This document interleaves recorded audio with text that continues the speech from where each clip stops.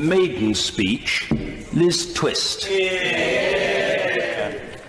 Thank you, Mr. Speaker, for allowing me to make my maiden speech in this important debate on tuition fees, a subject which came up time and time again on the doorstep in Blaydon, and I know this debate will be of interest to many constituents. I'd like to start by thanking the people of Blaydon constituency for electing me to represent them here. It is a great privilege. Some of you may first have heard of Blaydon through our local anthem, the Blaydon Races, played proudly by many a brass band at the Durham Miners' Gala. You will be glad to hear, Mr. Speaker, that I will not be bursting into song in this chamber. Parliamentary decorum and a lack of musical talent mean that I should avoid that at all costs. But it does remain a theme and a constant symbol of our proud and sometimes raucous local history.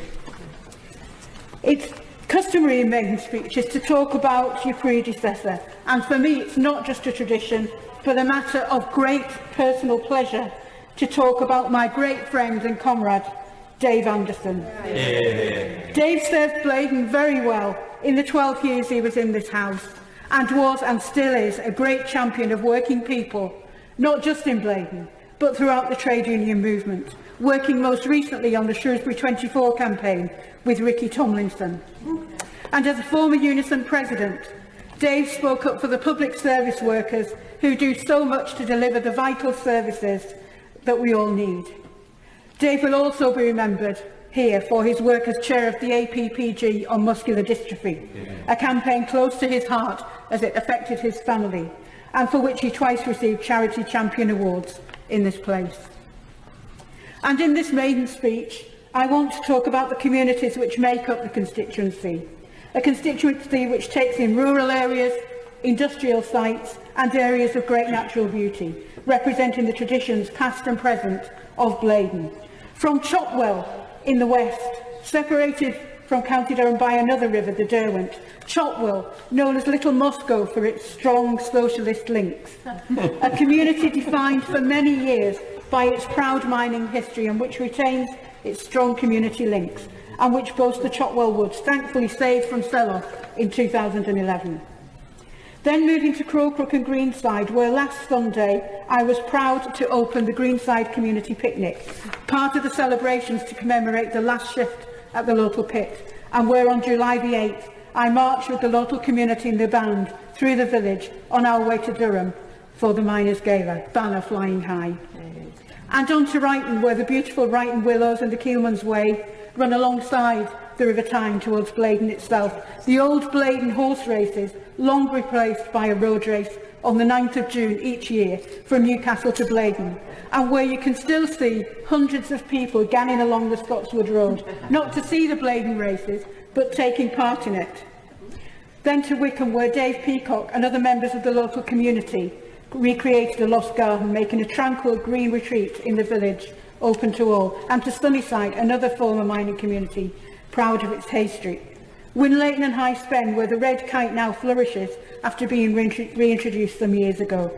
It was magnificent to see them high overhead as we knocked on the door. And further south and east, the communities of Birtley, Lamesley and Kibblesworth, and the magnificent Angel of the North. Created by Anthony Gormley, it looms over the A1 and the surrounding landscape, demonstrating the strength and endurance of our local communities. Sadly, I never managed to identify the Angel's voting intention, but I think I could have a guess. But Blaydon's also open for business, taking in much of the Team Valley trading estate in the Metro Centre, representing manufacturing and retail. And on the day where we got to see the new polymer £10 note, I must mention Delarue, which produces passports at the Blaydon site, and long may that continue. These communities, and so many more I could mention, make up my constituency of Blaydon. But like so many areas, the people of Blaydon have had much to deal with. They've felt the impact of austerity. Too many of my constituents have been hit hard, hit by the bedroom tax, by benefit sanctions, by reassessments for ESA or PIP. Too many finding themselves without money to buy the necessities of life for their family, like food or money to pay for gas and electric. So it's fortunate for them that we have a well-established food bank in Blaydon, and I must pay tribute here to the Reverend Tracy Hugh, who has worked with so many local volunteers in Blaydon to make sure that those who need help get it. But what they do is magnificent, but this should not be needed in 2017. And then there are 1950s born women who told me on the doorstep how badly they've been hit by the equalisation of state pensions. This cannot be right or just. Mr. Speaker, I must declare an interest here as one of those 1950s born women. Sadly, unlike me, most of them are not able to take up an apprenticeship in this House and must manage as best they can. But I intend to do all that I can to work for them. All of us come to this House not just with a passion for politics, but with a personal history which influences issues we care about. I want to share a little of mine. 17 years ago, my husband, Charlie, ended his life by suicide. Many of you in this House will have been affected by suicide. You only find out how many when it happens to you. I do not ask for sympathy. I ask for your support for action to reduce the number of people who take their lives.